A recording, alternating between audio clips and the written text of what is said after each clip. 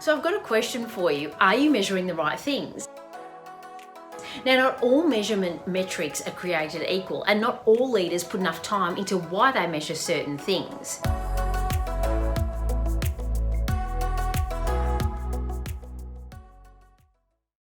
Now, this is the case in many businesses where the things you're measuring aren't actually driving your success. Now, an example of this might be, measuring sales figures, for example.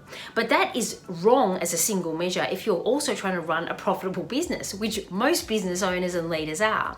By only measuring the sales result, your sales might be going through the roof. Awesome, but it's because your team are actually discounting the hell out of your margin. So you can see here how measuring the wrong things without balance can be really dangerous if you don't think through the impact or the potential behaviors they'll drive within your team downstream.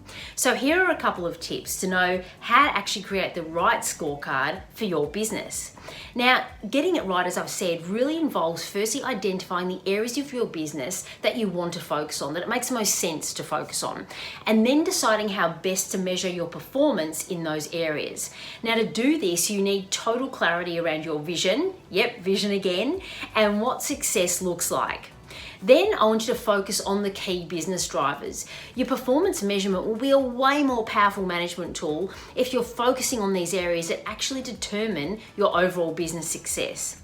Now, the right metrics will differ from business to business, between sectors and the like. So really put some time into developing, I guess it's a strategic awareness or an awareness of what it is that really drives your particular business.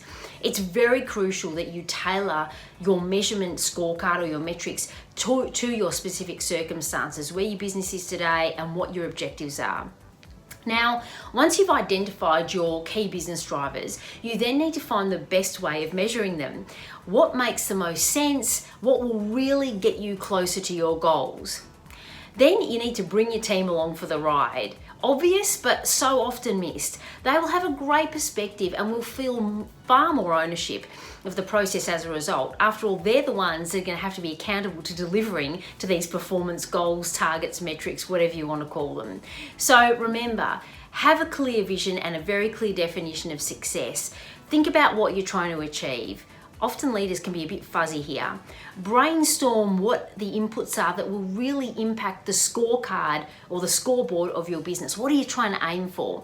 And remember that that scoreboard should not just be about financial measures. So often we forget that you need to include things around culture and customer satisfaction, staff morale, whatever's relevant to your business.